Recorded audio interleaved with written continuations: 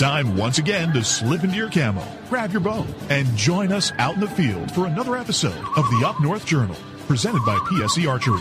The Up North Journal crew is knocked and ready to rock for another exciting adventure. So let's step outside and hit the trail. Welcome back to another episode of the Up North Journal, everybody. I'm host Mike Adams, sitting in the cabin tonight with Dan DeFaw. Before we get started, we want to help you save some money.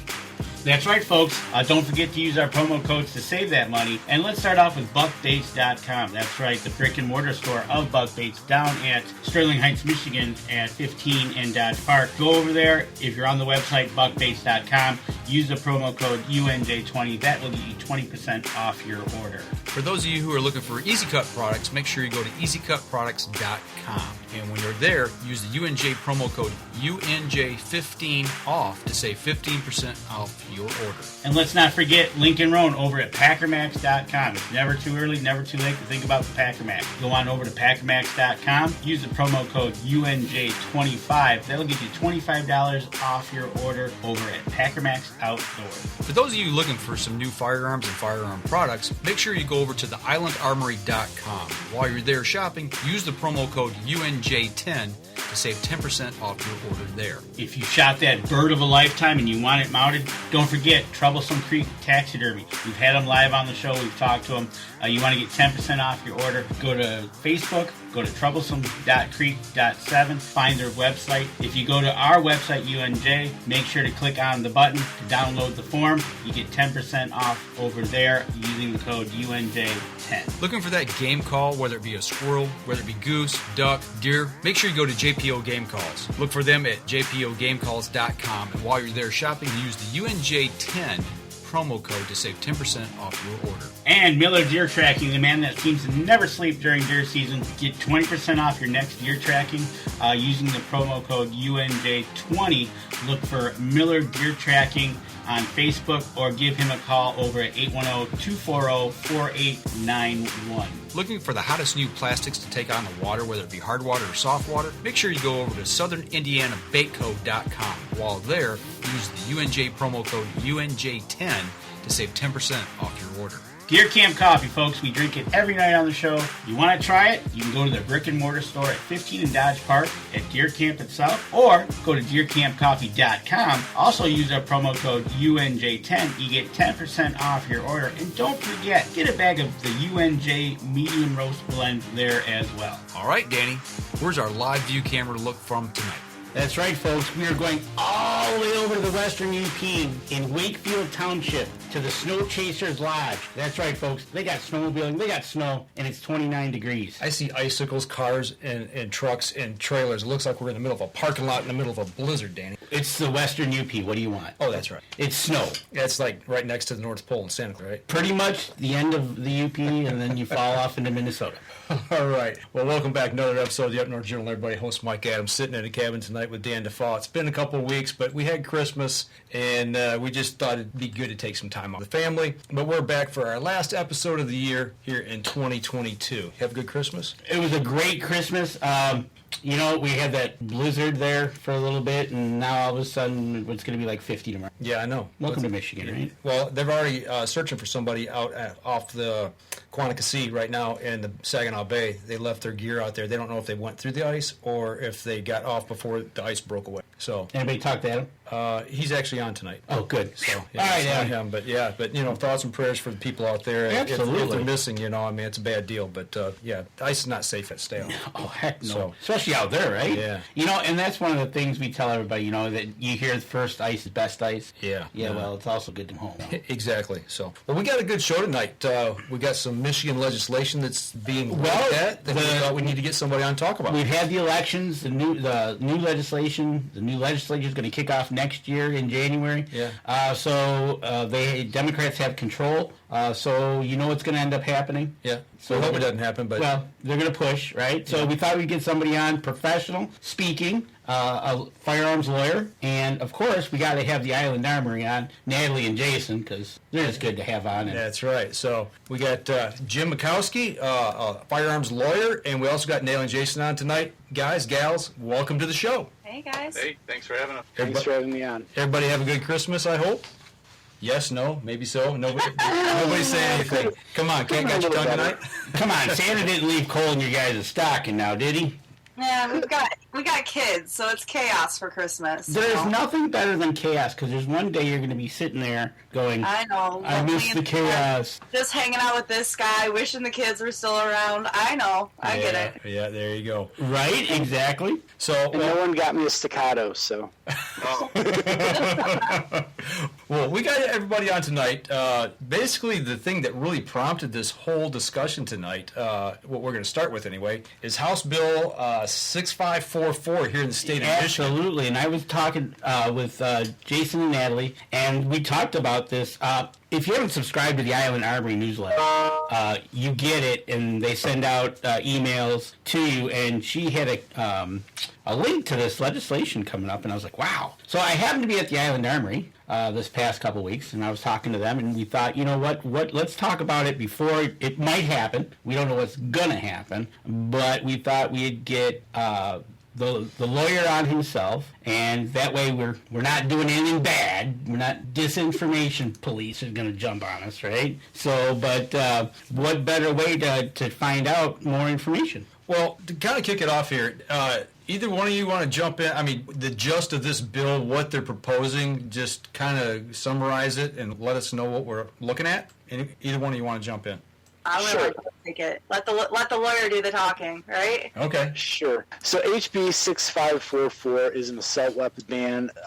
They're defining, they've got a definition for an assault weapon, basically anything with a pistol grip or a thumb hole stock, detachable magazines.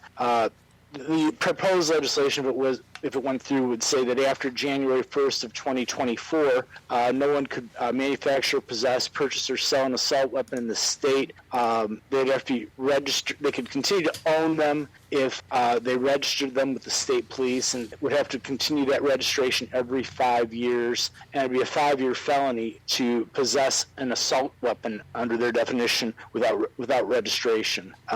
It was introduced by a lame duck state representative. Frankly, I don't see this one going anywhere. It's possible. I could be wrong. I've been wrong more than once or twice in my life. But I don't expect this one to go very far. I think this one's too radical. And if this one were to be enacted, there would be an immediate challenge in the courts. Unfortunately, the Michigan court system is leaning progressively left each year. So, we're a little reluctant to have to litigate in Michigan courts, but we're looking at federal venues if we can establish federal jurisdiction. But we're looking, keeping an eye on what's going on and ready to jump in when we can to stop the gun grabbers and whatnot. Gotcha.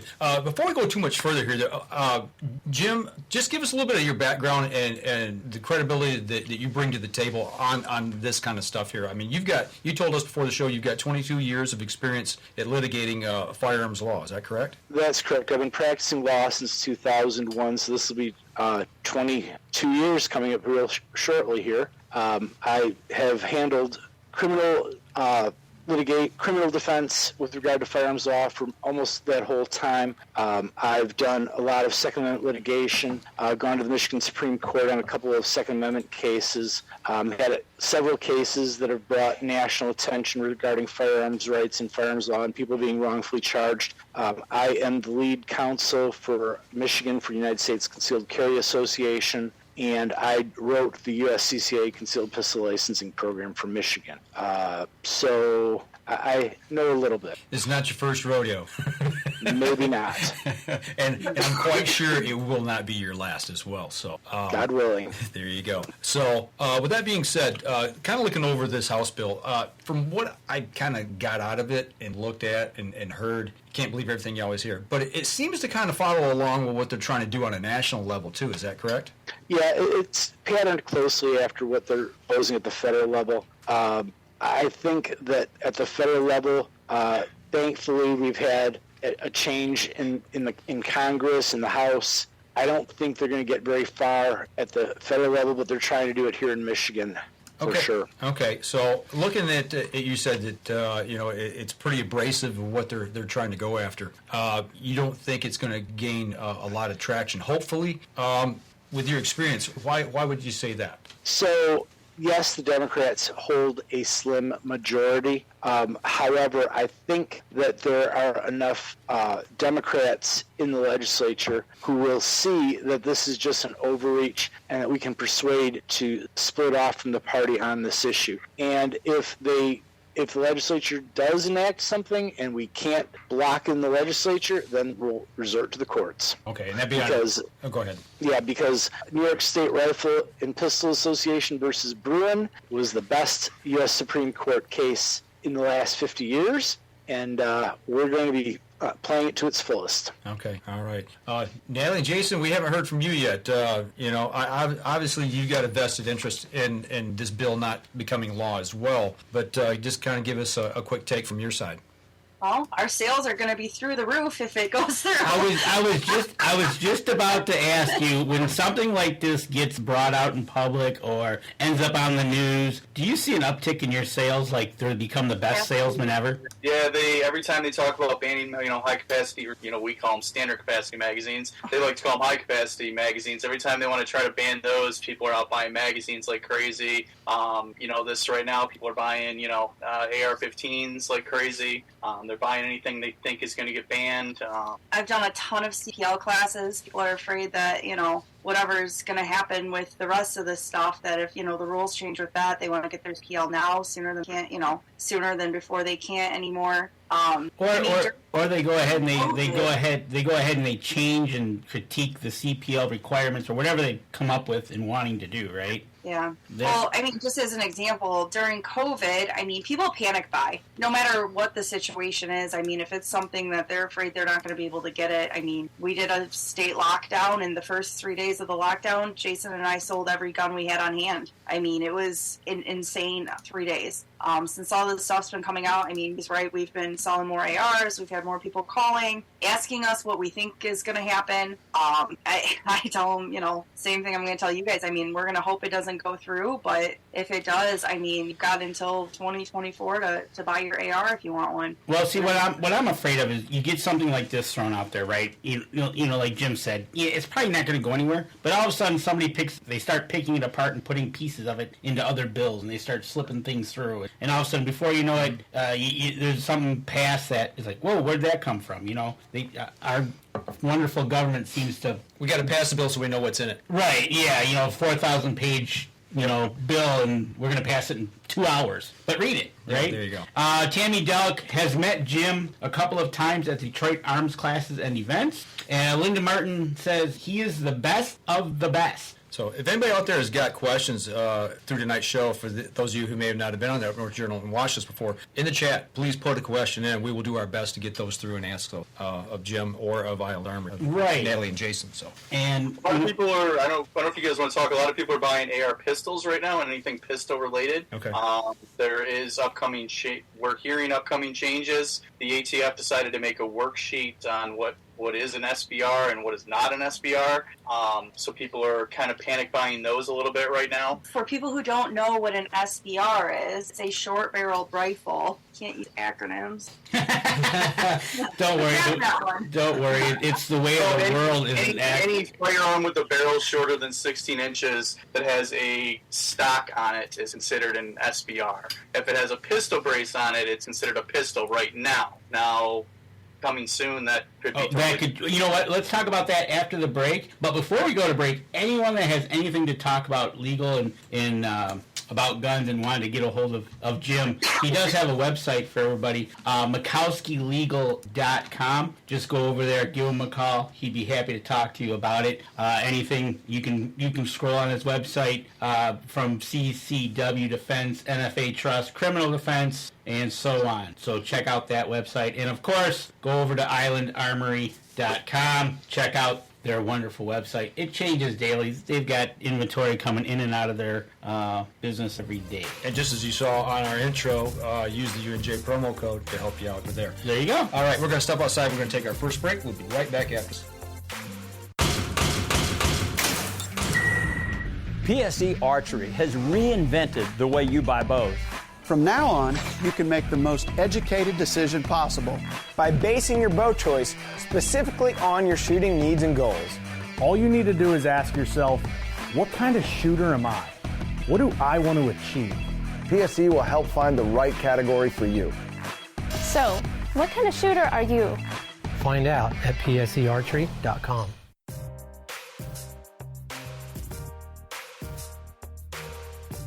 Welcome back. Second segment of the show. We've been talking about House Bill 6544, talking a little bit about SBRs, some of the legislation possibly come along. Before we jump into the pistol brace issue, looking back at this House bill, I mean, basically, the way I read this, a lot of people's basic shotgun or hunting rifle, pistol, would basically become illegal unless it's registered through this law if it becomes an act. Is that right, Jim? Yes, that's correct. It would have a tremendous impact on every firearm owner in the state who has something that's manufactured after 1980. Really. Okay.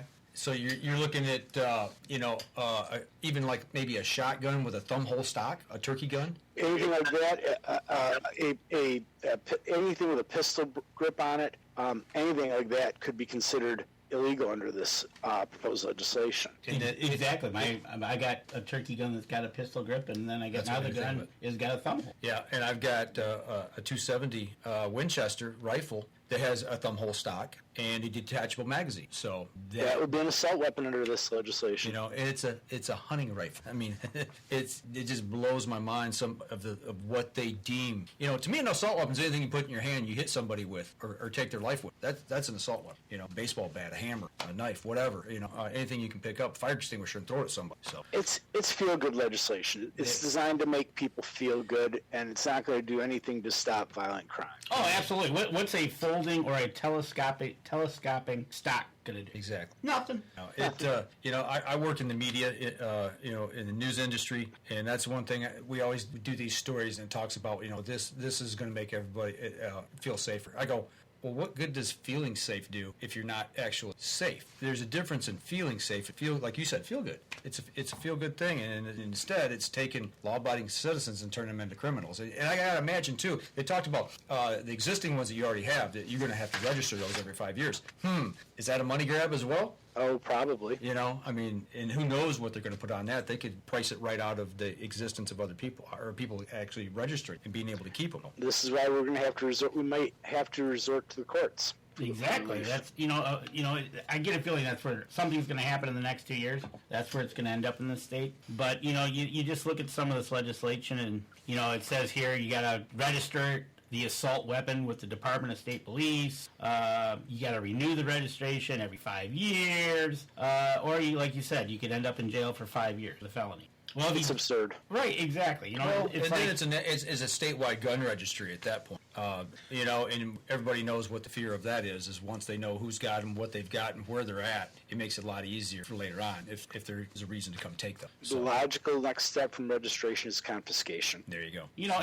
And Jason and Natalie, you guys on the end of selling gun, pistols, and ammo and everything, I'm sure you're getting inundated with phone calls of little things, blurbs that people hear of just asking you what's going on. Are we going to be able to buy it?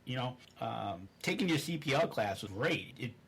Natalie, you said it best. A CPL class, basically, you look through all the information you gave us. Common sense.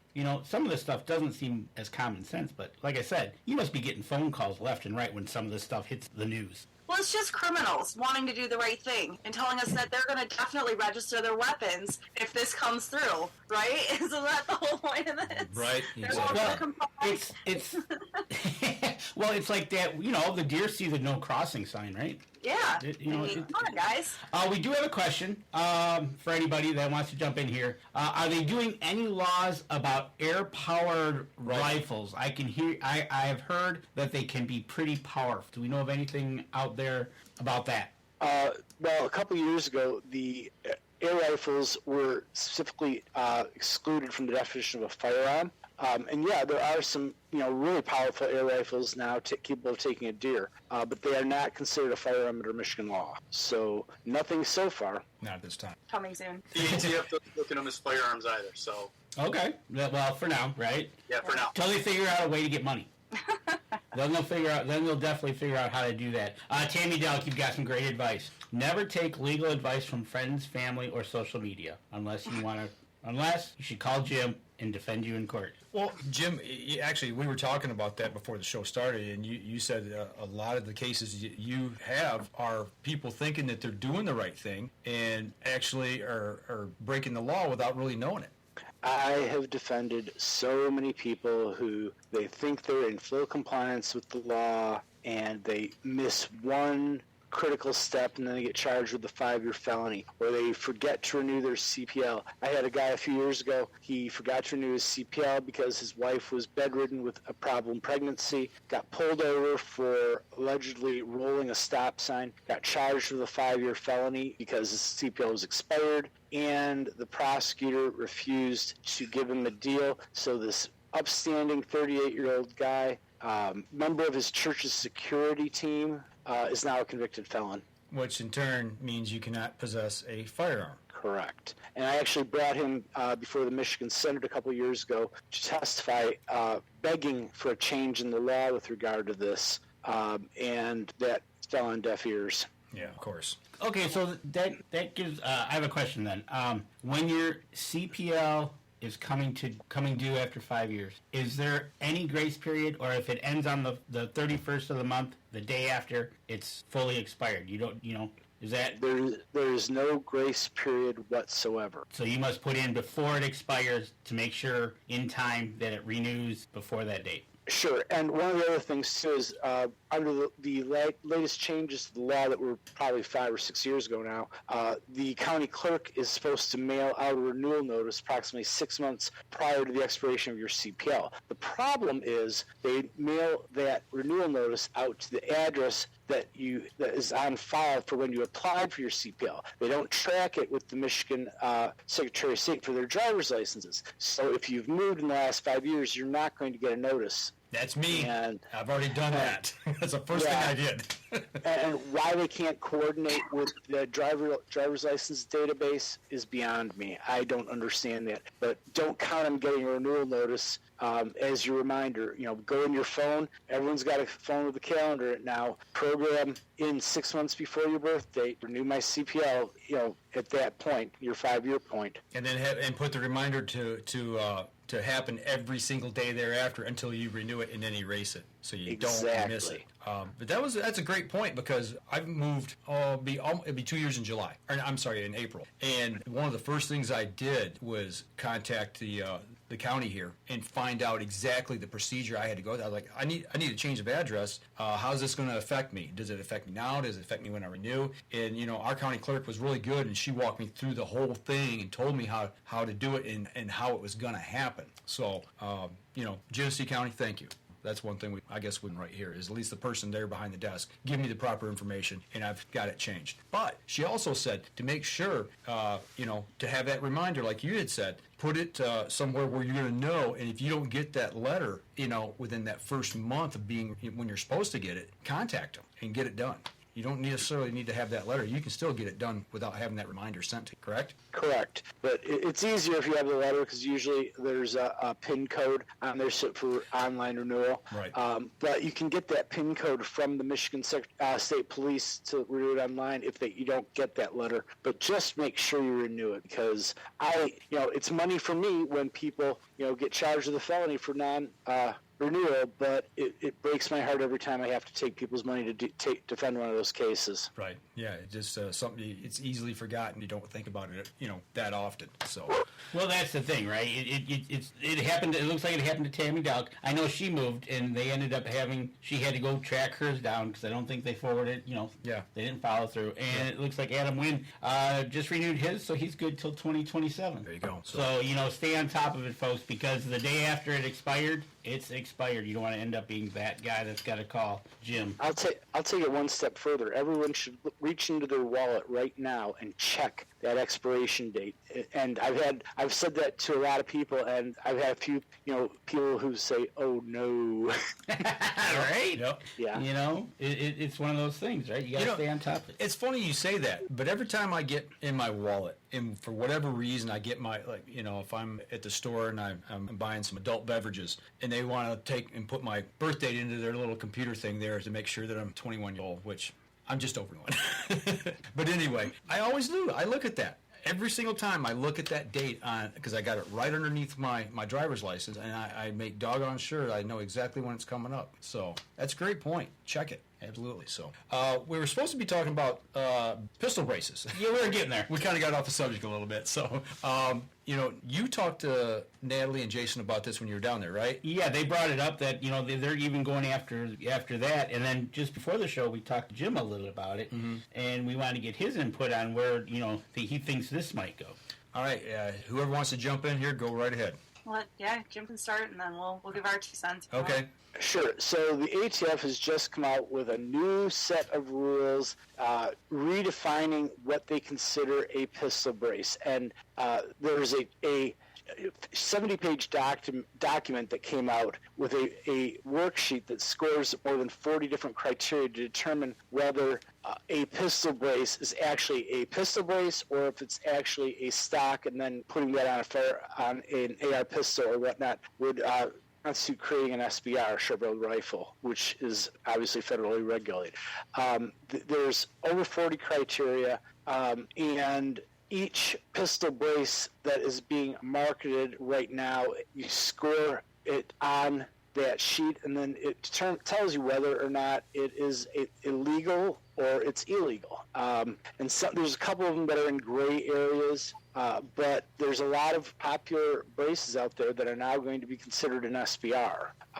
When the pistol brace first came out, yes, it was to help handicapped shooters, allegedly. I thought at the time they were pushing the envelope into creating a short-barreled rifle, but it passed ATF muster. Well, as we know, the ATF likes to change the playing field in midstream. They like to change, what's previously legal now becomes illegal. And in fairness, some of the braces that are out there have been pushing the envelope. But the bottom line is, I feel that unless you have something that is absolutely defined as a pistol brace, clear ATF guidance, pistol brace, then you better count on it being a short-barreled rifle and get licensed accordingly. Okay, so are we talking about aftermarket as well as, like, if I was to buy one at a firearms store and it was made, let's say, by Sig Sauer, and it had a Sig Sauer brace on it, should I be worried about something like that? It all depends on which brace, and there are so many out there. I don't want to pick on any one particular manufacturer. Sure. But there are so many different criteria that go into whether or not it's going to be considered a stock or if it's considered a brace. And they also look at the weapon itself, the weight of the weapon, the length of the weapon, and then there's all sorts of different criteria. It's absurd. So then, Jason and Natalie, how do you guys view it from a business owner standpoint? Right now, we're not carrying any AR pistols in stock, so that tells you kind of we're looking at that. If someone wants one, we'll order one in or something like that for them. We're only carrying rifles in stock or short barrel rifle. We're an NFA dealer, so we can handle the SBR process if it's something they buy from us. So those are all we're keeping stock and stuff like that at the moment. So for folks listening right now that might not have any idea what these guys are talking about, there's a process where you have to own a short-barreled rifle, which is a AR, which is under a 16-inch barrel, and then it's got a stock on it. So you pay $200 and you get your tax stamp. Very similar to the way you buy a suppressor. You submit your paperwork, $200 to good old Uncle Sam, and then you legally can own your gun. So what they're looking at is the same concept where it's the shorter barrel AR, but it's got a pistol brace on it. It's not official yet if it's going to be a payment process, if they're going to collect $200 a piece or not. But very soon it would be the same process where you would submit your paperwork. We're hearing they'd want you to take pictures of it to show them what you have, basically. And then you would, like Jim was talking about, the score sheet, which, might I add, Jason's very excited to see how many points he can get with one if this thing does go through. So we'll see how that goes. But you would do the same thing. You would submit your paperwork, and then with your pistol brace on the end, it would be part of this NFA process. And again, I mean, if it's going to be, at first we thought it was a money grab. I mean, there's 60 or 70 million pistol braces out there on the market, so $200 a pop. I mean, that's a pretty good payday for the government. Are we talking? You fill out your paperwork, pay your that's a ringing number, $200. Is it?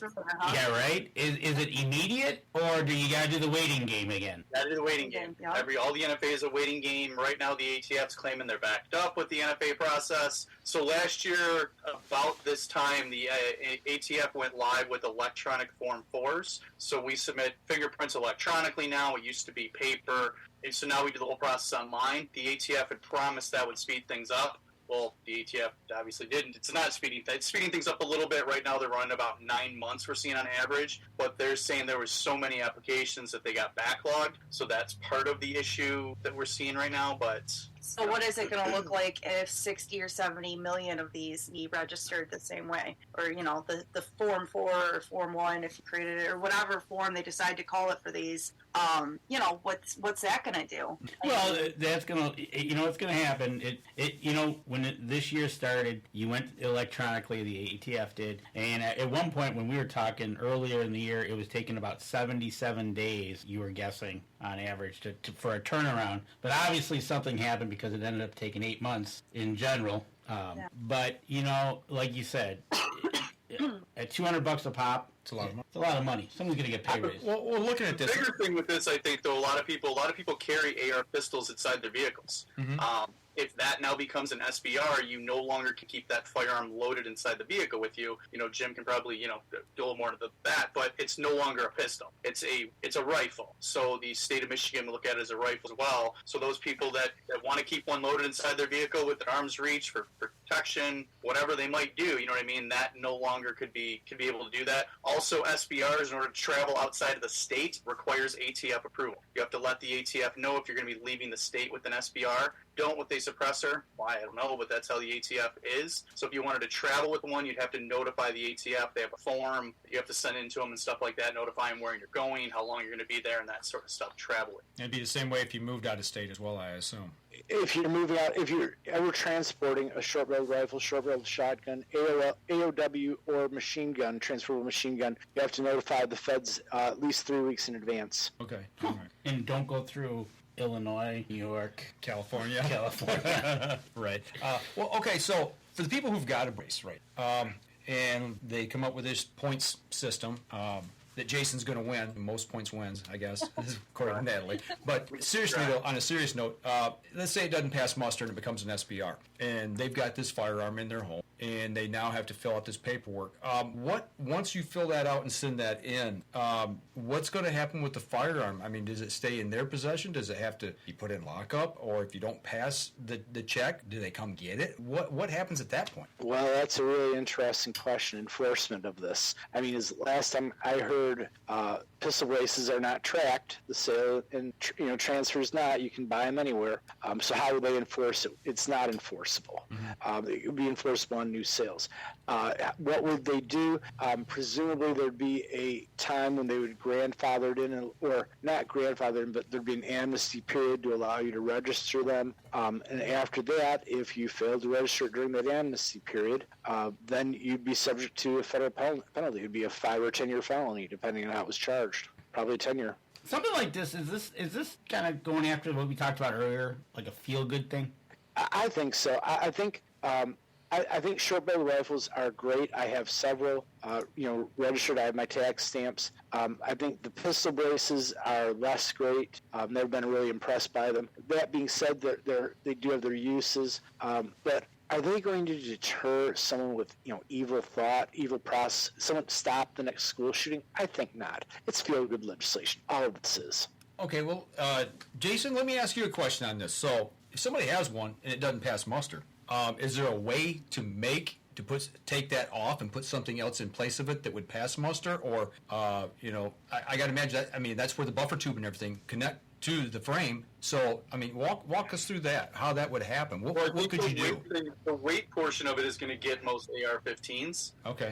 The weight restriction, so anything, if you weigh an AR-15 even without a magazine, without, anything, you're up there. And I do believe, I think last time I looked at it, Jim, you might be able to correct me if I'm wrong, I think it was like 6 or 8 pounds or something, I believe. Anything heavier than that is going to be classified a rifle. Yeah, I think so.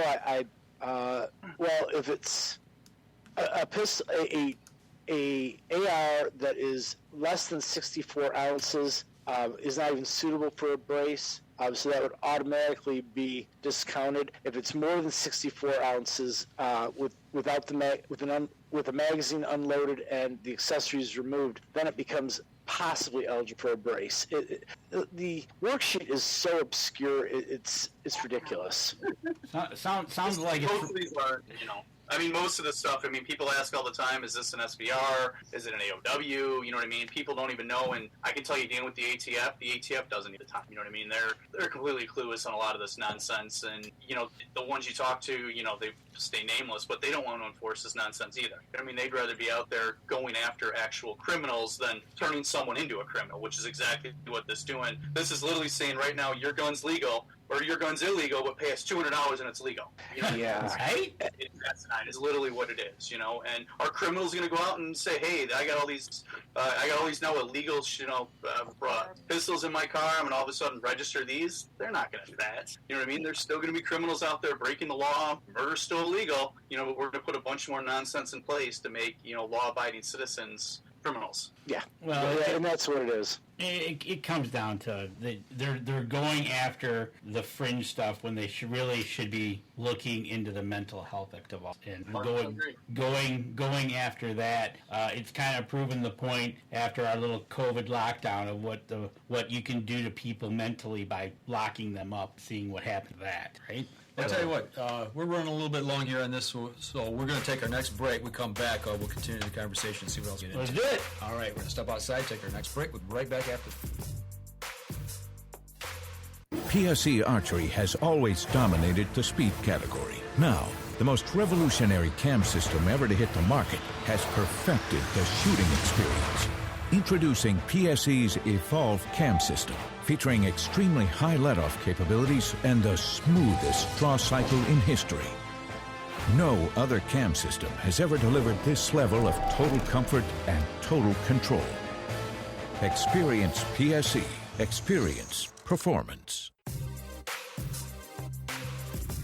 Welcome back, third segment of the show. Once again, folks, if you are listening to the podcast, which you just got out of the commercial break, you heard all our commercials in the break, you got to go to Facebook Live and find out what we talk about in our breaks, because we're live on Facebook, or you can catch us on YouTube to catch the show when I repost it over there in a few days. But there's some things that happen in the break you're never going to hear on the podcast, so go check us out there. And once again, we're talking with Jim Makowski. Go to Makowskilegal.com. He's definitely got the background to help you out if you need some criminal defense. Maybe you need some CPL, CCW defense. Maybe you need to talk about an NFA trust, which we're going to talk about here in just a second. And obviously with having Natalie and Jason on, make sure you go on over to the Island Armory. Go check out their swag, their ammo. They got guns. I was there a couple weeks ago. Check them out. Don't forget to use our promo code over there. Save yourself money. So you spent some money down at the shop, huh? I did. Well, I spent money months ago in the shop. and it was one of those things that we talked about. You're right, Mark Coleman. I tell you what, it took me, April. And somebody told me in April it was only going to take 77 days. It's the government, dude. Come on. But, so that might have been a selling point. I'm like, oh, this is going to be great. Yeah, you wanted it either way. Right, you're right. But I finally got my tax stamp here just a couple weeks ago, and I was able to get my first suppressor. Okay. And I got a Dead Air Sandman and I got it fully, I went through the whole process, fingerprinted, got my tax stamp, and what we wanted to talk to Jim about is an NFA trust dealing with. All right, so you went through the whole process. Yeah, you got a little bit left on the backside there. They didn't chew you too bad, I guess. Yeah, right? No, but it was really simple. Okay. It was, you picked it out, you bought it, but you went through the process of fingerprinting. Natalie and Jay ran you through the whole process of the fingerprints. And once you purchased it, Jason Natalie, you hung on to the piece until he brought the stamp to you, correct? That's the way that works? Yeah. Okay. Yeah, we shot the hell out of it for him and everything like that. So. it was literally hot, like, when they gave it to me. It was like, man! We ran a couple of full autos and really ran we ran the hell out of it. Right, they said they test everything that they sell. There you go. Yeah.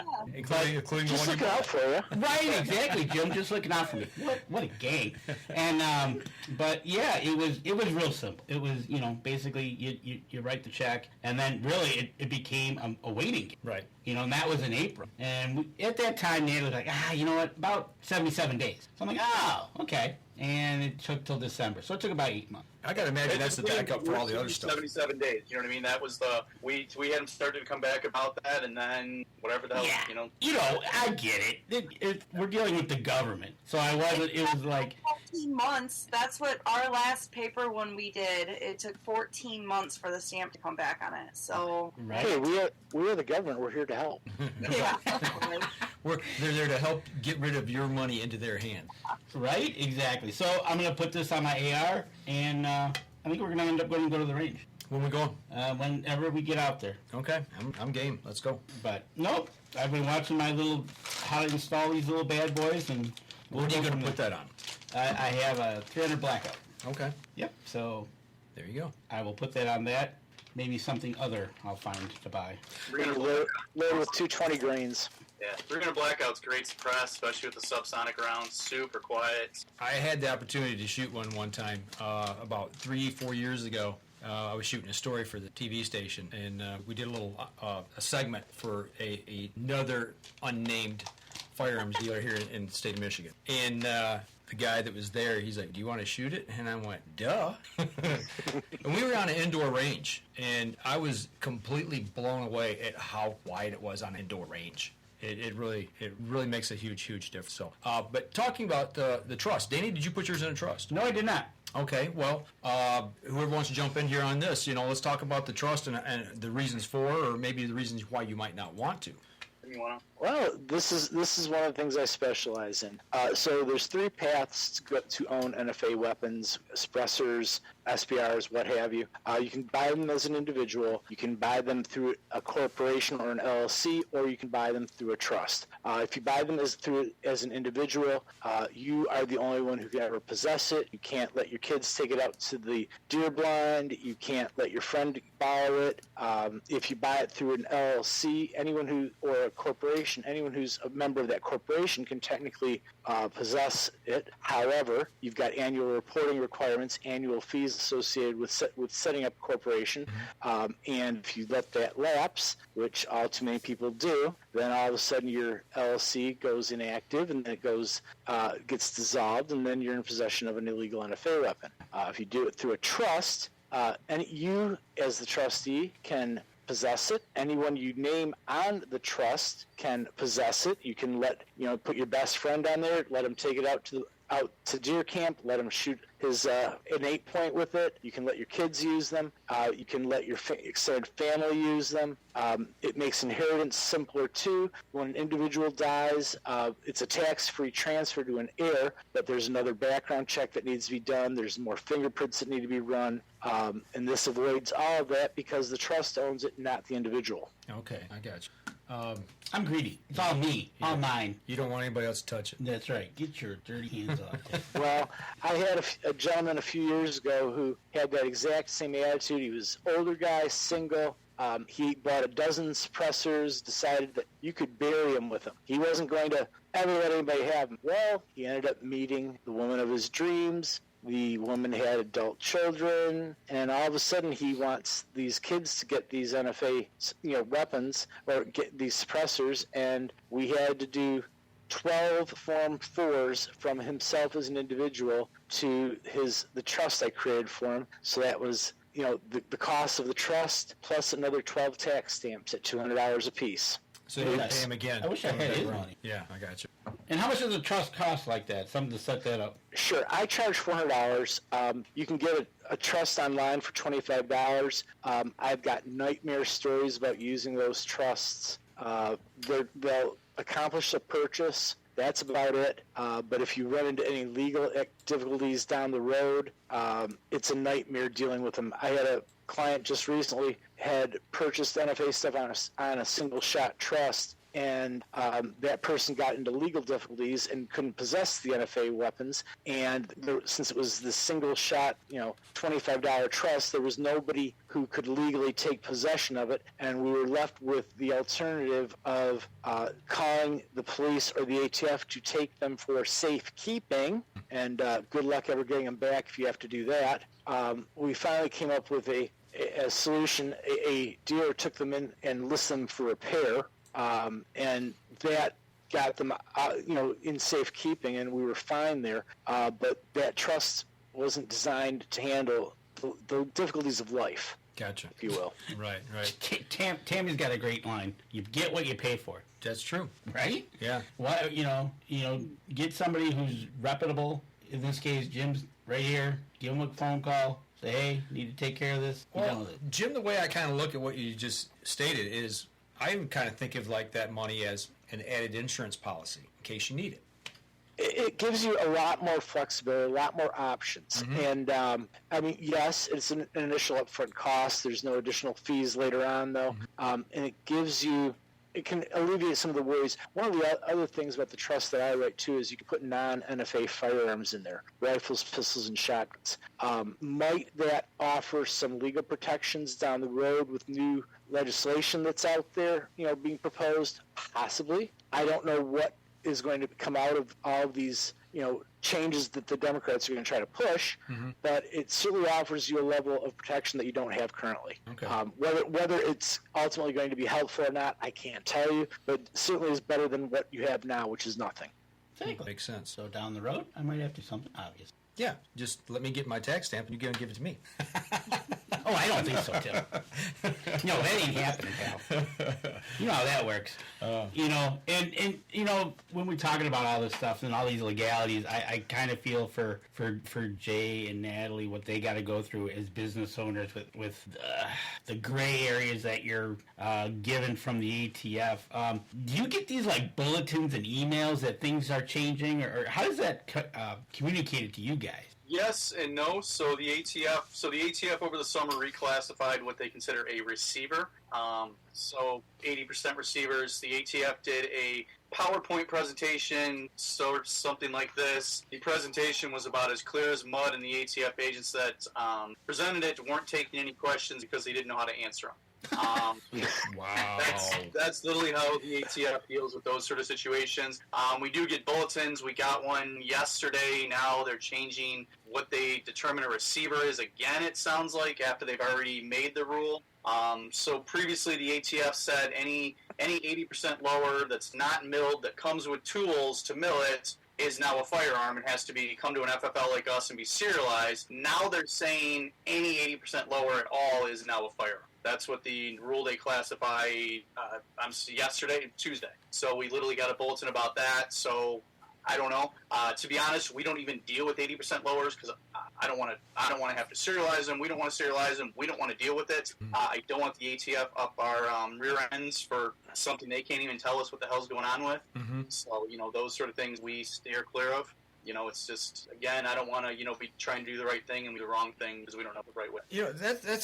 That's the thing I keep thinking about is people in your position that are a business owner trying to make money, make a living, and help people to do the right thing. You're constantly, the goalposts keep getting moved, not just further away, but all over the field. You think you got it in front of you, but all of a sudden they're behind you. Or, for goodness sakes, maybe even out in the dang parking lot. The way they're changing rules and things of this nature. So I really feel bad for people who are in the firearms industry that are trying to do the right thing and get hung up on something. Yeah, the firearms industry is tough. We only have a few insurance companies that will insure us. There's only a few credit card processors that will do business with us. Not a lot of websites will will do business with us. A lot of banks won't do business with us. Can't advertise on Google. We can't advertise on Google, Facebook. Yeah. They pulled our Amazon account. We were buying stuff on Amazon, like office supplies, but because I had my Island Armory email address on there, they yanked our business account. And again, I was buying toner and paper for the office. So your money's no good to them. Yeah, they told me to use my personal account. So now we go local or find somebody else to do our business with. What did that change, other than the fact you're using a personal account versus a business account? I mean, no idea. It's a feel-good thing. We deal with a lot of people who call. Like a couple weeks ago, they changed it now, where if you're 18 to 20 years old, you're automatically delayed if you come in to buy a rifle. We get a lot of backlash towards us, like, well, why? Why can't I take my gun today? Why can't I do this? And we don't believe in it. We absolutely, you know what I mean? If you've never done anything wrong in your life and your background would typically have came back right away, like, your rights are being infringed upon. You should be able to have your firearm. We 100% do that. But it happened when I was there, right? The gentleman came in with his son, and all he was doing was buying a .308 rifle for a deer hunting gun, right? And he had to wait, right? Well, they extended his wait. It took 14 days. The kid, I mean, granted, I don't know him personally to say yes or no. He did not have a juvenile criminal record or whatever. Right. But it took him 14 days to be able to come pick up the gun, and the kid swore up and down that he had nothing on his record. I mean, they're running about that right now. 10 to 14 days, it seems like, before these kids are getting, the ability to come pick up their rifles. Now, I completely forgot about that, but that was pushed through this last big gun legislation that passed. That was in that bill, correct? The 18 to 20. So you can sign up for the military. They can give you a fully automatic firearm to go out and hit the battlefield with, train you how to use it. But when you come back home and you want to buy a pistol for self-protection or a shotgun or a rifle, you have to wait. You should have bazooka. Yeah. At 18. 18 to 21 can't buy a pistol. No, so you can't buy a pistol. No, that's right. That's right. You can't can't. buy a handgun from a federally licensed FFL. So. Right. But again, you go in the military, they give you all these little fun things to play with, and you just want to come home and go deer hunting, and you get away.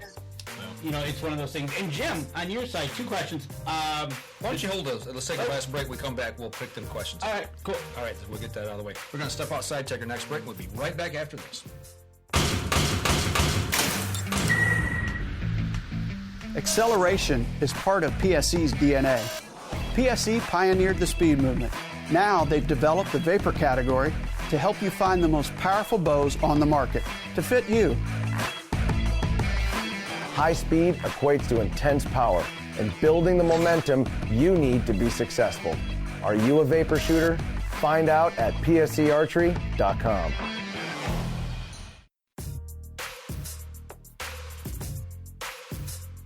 Welcome back. Last segment of the show. We're going to take a few questions here and ramp it up for everybody because it's getting a little bit late. Yep. First question for Jim. The trusts we were talking about in the last segment, are those good in any state, Michigan only? Can you write those for other states? Sure. It's good. Mine are written to comply with Michigan law, but it can be used anywhere. If it's as long as it's legal where in the state in which it was created, it can be moved. It can be transferred to another state. I've got a lot of people who they established their trust in Michigan and then they moved to Colorado, Ohio, Florida, and the trust still was valid. So the question would be the question was coming from Mark, who is in Indiana. So. The answer is no, because I'm not licensed to practice law in Indiana, unfortunately. So he would have to find an attorney in Indiana to write it for him. Yes. Okay. But don't use those online $25 trusts. It's a nightmare. So the moral of the story, I think we want to is exactly on that. If it's nice and cheap, you're going to get, like Tammy said, you're going to get what you paid for. You're going to run into problems. Spend a little extra money, get a reputable person, and get that trust written correctly.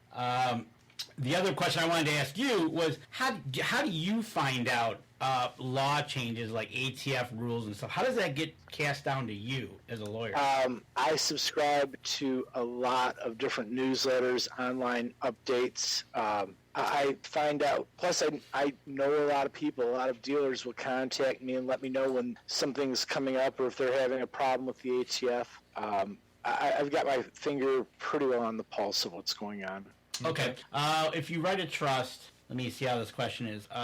If the girlfriend is named and then she marries and has a last name change, are there additional charges to update name? No, that's just a simple amendment to the trust. It's not that big of a deal. Okay. I give you tools to amend the trust on your own without paying an attorney in the future. And if I have to do the amendment, I usually charge, but frankly, I don't want to do that.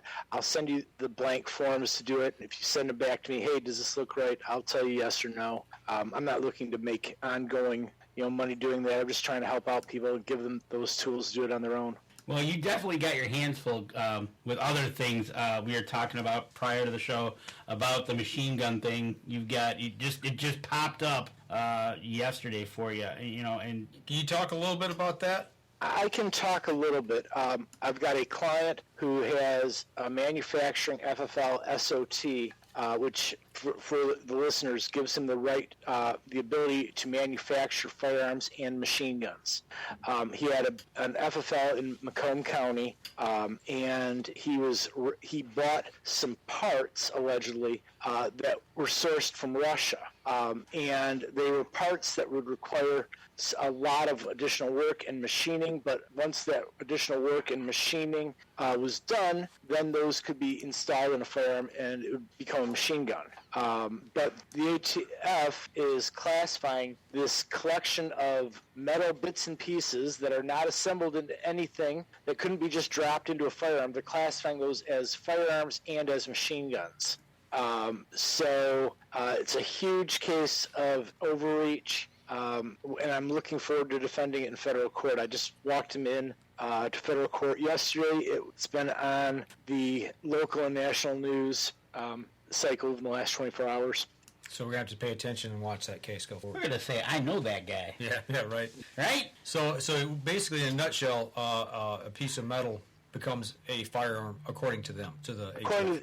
According to the ATF, this innocuous piece of metal is now a machine gun. It's now a deadly weapon. And it's kind of funny because in 2012, there was a ATF guidance letter that came out that said these pieces of metal are not regulated. They're not machine guns. But fast forward 10 years, and presto chango, the ATF has changed the law, changed the rules, and now they're considered contraband. Okay, either of you may know the answer to this question, not, but the ATF, like the people who are coming up with these decisions, are these people appointed by the current administration, and the next administration then appoints people? How does that work, or does that even go into it? Or do you know? So I'm just wondering how deep they get their fingers into this and appoint people to say, hey, I want this changed, and start coming up with some rules. So obviously, the head of the ATF is appointed. It has to go through, congressional approval. I think that we've all heard horror stories on the news about ATF overreach. There are certain field offices across the country where it's a huge problem, and there are certain field offices that it's not a problem, where there's the agents, the local field office is a little more reasonable. In my client, this investigation did not come out of the Detroit field office. It came out of another field office. And if the Detroit field office would have investigated this, would they have prosecuted this? I don't know. Okay. So it even comes down to where it happened. You're right. So it's that one office. There's no consistency between offices. Well, I tell you, we got one more question here I'm going to ask you from one of our listeners, and then we'll wrap up the show because we're running a little bit long tonight, and I'll keep you up. And I got to work tomorrow morning. So the number one reason, what would you suggest to somebody would be the number one reason somebody should have a trust for either a firearms or a NFA item? Sure. I would say the number one reason would be to have protections against seizures. You get arrested for drunk driving, for example. You've got suppressors, you've got a bunch of firearms, whatever. The judge makes an order that while you're out on bond, that you can't possess a firearm. You can't possess anything, firearms or ammunition. It happens in almost every case I defend. Okay. So if you don't have the NFA stuff in a trust, say you own a couple SBRs, what are you going to do? You're going to let the police take them into safekeeping? No, what you're going to do is you're going to let a trusted friend, family member, whatnot, who has a concealed pistol license for pistols, because we all know you can't possess a pistol that's not registered, that's unregistered to someone else unless you have a concealed pistol license. Right. But what you're going to do is you're going to have to give them to somebody else, and that someone else, if it's an NFA item, they can't possess it unless they're on a trust. Okay. There you go. And okay, so we typically have questions we ask our interviewees. We're going to cut those a little short, but for Jim, actually, I'm going to ask him to both of you, Natalie and Jason. When you both are at work, what is your go-to snack in that office when you're sitting working with each other? If you can only have one, who wins? Yes. I don't know, probably Red Bull and chips. Yeah. There we go. Yeah, we're both Red Bull drinkers, so. Snacks don't last long around there. I don't know if you've seen our little helper. Yeah, but we have we've our got a kids 6-year-old yeah. that's usually there a lot. Oh, Yeah. It doesn't last long with her. Grabs them all. Okay, Jim, what's your favorite snack? You've got the case. You've got a big case you're working on. Man, you got to have a snack. What are you going to have? Fresh popped popcorn every day. Popped in oil, none of this air fryer stuff. Air popper stuff. It's got to be popcorn. Pop the popcorn maker. The old style, the old stovetop. You got a popcorn maker in your office? It's been known to be there. I knew it. I'm like, wait a minute. He knows too much exactly what he wants not to run out and have one of those old popcorn makers. There you go. All right, so in the shop, if you guys are bitty-bopping around, cleaning, doing whatever, and there's no customers in the store, what's on your radio? What are you listening to? And no, the 6-year-old can't decide what station. We usually stream Sirius XM, usually like country music, so something either Y2 country or what's the other one, the highway or something like that. Yep, so the highway. Yep. There you go. Jim, what kind of Michigan? What music are you listening to as you debate that next case? 80s punk rock, 70s and 80s punk rock. Wow, Kennedy's, Ramones. I would not have expected that. No, it's the big Very same cool. thing. Very cool. Ramones, all those guys. All right. See, I like it. There you go. Popcorn and the Ramones. At one point, I might have had purple and green hair a long time ago. Oh, my. Wow. Maybe. No pictures still exist. I was just about to say, until a picture shows up that's going to be, somebody says, okay, so Ben Hall says, and a cigar. Well, yeah, we got to have the cigar. There you go. There you go. So, you know what? It's one of those things. So, next time I go to the Island Armory, I think I know how to pay off the youngster. I'll just bring some cotton candy or something. Yeah, there you go. Here, kids. That's right. That's it. Get them all sugared up. And my big here likes the cigars too, Jim. So now that he heard that, you guys are going to be real good buddies. All right. Oh, George man. State's Cold Infusion. Right? Ben Hall. Jim loves the Spartan fight song. Oh, that's hateful. So I take it you're a Michigan fan then? Yeah. Okay. Yeah. We got you on the spot here right now. Prediction in their game coming up against TCU. Score, I'm going to say 38-22. 21. 38-21. 38-21. Okay. I got Michigan all the way. We're going all the way. This is our year. And I got to imagine you want a rematch again up against Ohio State and put them down again. Or do you want Georgia? I want Georgia. I don't want to give Ohio State any more wins. I want Georgia to smack them down. Okay. Yeah, I like to see Ohio State fans crying. You want the rematch from last year against Georgia to say, it's one of those things. You already did it to Ohio State in November. You're done with them. Yeah. Let's move on. Beat down Georgia. Move on. Well, and go from there. Y'all going to hate me. I'm a big Alabama fan, but I'm going to root for my SEC team. Go Dogs. Go Dogs next weekend.